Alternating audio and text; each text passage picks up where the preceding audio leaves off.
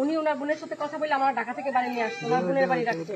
পরে ওনার বোনের বাড়ি থেকে আমাদের ওনার বোন 6 মাস রাইখে পরে উনি বলছে যে এই বাড়িতে হয়তো ওনার সাথে কথা হইতো বোনে বোনে, আমার সাথে অতটুকু কথা হইতো না, আমার সাথে খালি কথা বলতো কেমন আছে কি করো ঠিক আছে এতটুকু বলতো ওনার বোনের বাড়ি থাকতে। আর যখন এইখানে নিয়ে আসছে, এইখানে আসার পরে ওনার বোন এখানে আমার উঠে দিয়ে গেছে, দিয়ে যাওয়ার পরে উনি আমার সাথে শহীদুলের মোবাইলতে কথা বলছে, যেমন ভাই আছে তার মোবাইলতে কথা বলছে।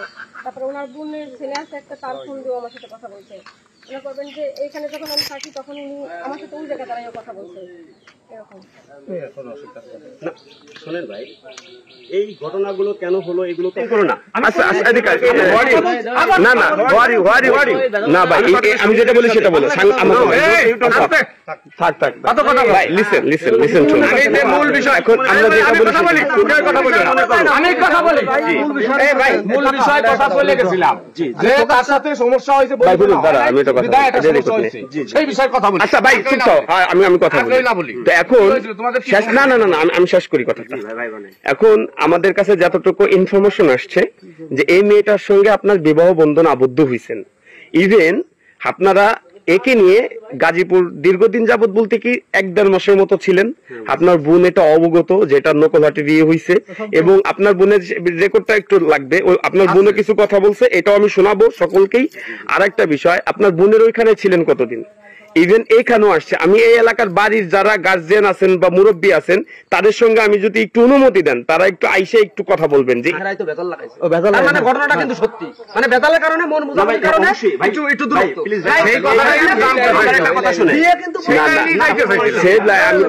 আমি তো ঝামেলা হলে কি সেটা বিয়ে হয়ে গেল? ঝামেলা হয়েছে, ঝামেলা হলে তো সেটা বিয়ে হয় না, কিন্তু একজনের সাথে একজন ঝামেলা। আমার কথাটা কিন্তু শেষ হয় নাই। একজনের সাথে একজনের দেখেন, আমি ভাই আপনি ভিডিও করতেছেন, আমি তো সরাসরি না না অবশ্যই অবশ্যই আপনি যে কথাটা বললেন যে এই ব্যাপারে যারা যারা অবগত আছে সবাইকে নিয়ে এক জায়গায় বসে একটা কথা বলা। আমি আমি শুনতে চাচ্ছি যে এই মেয়েটা এখানে দীর্ঘদিন যাবত ছিল কিনা, এই বাড়ির লোকই তো সাক্ষী দেবে, যেহেতু এই বাড়ি ছিল। শুনেন, আমাদের দেশে যারা সিনিয়র পারসন আছে আমরা সবাই যদি এক জায়গায় বসে একটু কথা বলতাম, ব্যাপারগুলো শোনাশুনি হতাম, শোনামেলা করতাম, সেখানে ভিডিও হতো বা ক্যামেরা হতো, যাই কিছু হতো, ব্যাপারটা কিন্তু উত্তর দেবেন, আমাদের আর কোনো প্রশ্ন জানা থাকবে না। এই মেয়েকে আপনি কি চিনেন? আমি চিনি। হ্যাঁ, আমি চিনি 3 ভাগ। সে একজন বিবাহিত মেয়ে, কিন্তু ডিভোর্স মেয়ে, তার কোনো সন্তান নাই, সে একজন ডিভোর্সি মেয়ে। তাকে 2021 থেকে 2022 সাল পর্যন্ত এইভাবে চিনতাম। 2022 সাল থেকে 2023 সাল পর্যন্ত তাকে চিনছি। সে কি করে একজন, এখন আমি বলতে পারি যে সে একজন দেহ ব্যবসায়ী, আমি তাকে এইভাবে চিনি। সে দেহ ব্যবসায়ী, যে একটা রং কথা। 1 মিনিট, এইভাবে যে চিনেন আপনি, তাহলে কি আপনি কোন টাকার বিনিময়ে তার কাছে গেছেন? তার কাছে গেছেন দেহ ব্যবসা যে আপনি হিসেবে চিনেন, দীর্ঘদিন আপনি তার সাথে ওই টাকার বিনিময়ে কি কোনো সম্পর্ক? টাকার বিনিময়ে শুধু আমি না, যাদের কাছে আপনিও মানে শুধু আমি না, আমাকে ফাঁসানো হয়েছে, এমনকি আমাকে ফাঁসানো হয়েছে,